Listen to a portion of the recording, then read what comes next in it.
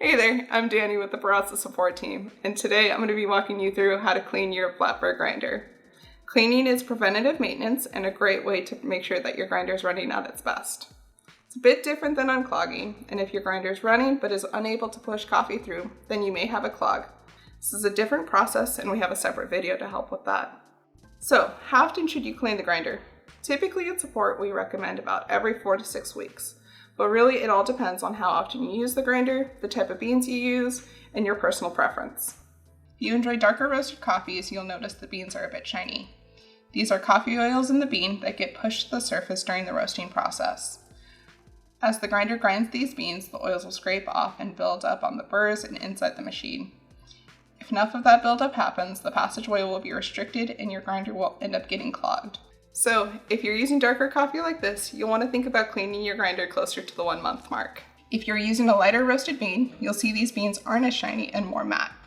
That's because the oils are still in the bean and haven't been pushed to the surface from a longer roast. With these types of beans, you can clean the grinder more on an as-needed basis, since the oils aren't as present and won't build up in your grinder as frequently.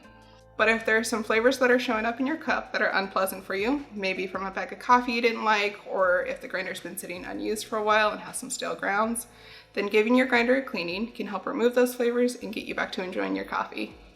Cleaning with a brush regularly, as shown in this video, will keep your grinder in tip-top shape.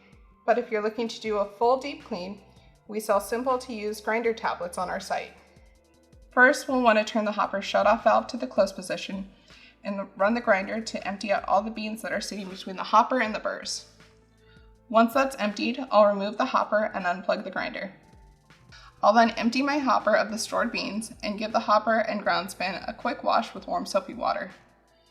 Next, I'll take my burr removal tool that came included with the grinder and turn the upper burr into the unlocked position and remove that top burr.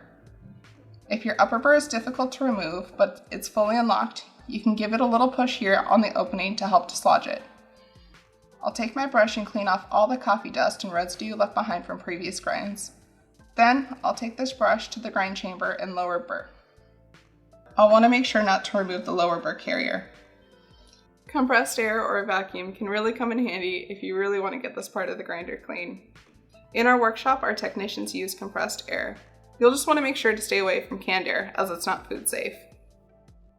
Once that grind chamber is all cleaned out, I can reinstall my upper burr back into place and reinstall the hopper and ground spin. Now I can plug my grinder back in, load my hopper up with coffee, turn the shutoff valve to the open position, and get back to grinding. If you have any questions, please reach out to support@baratza.com. Thanks for watching, and happy grinding!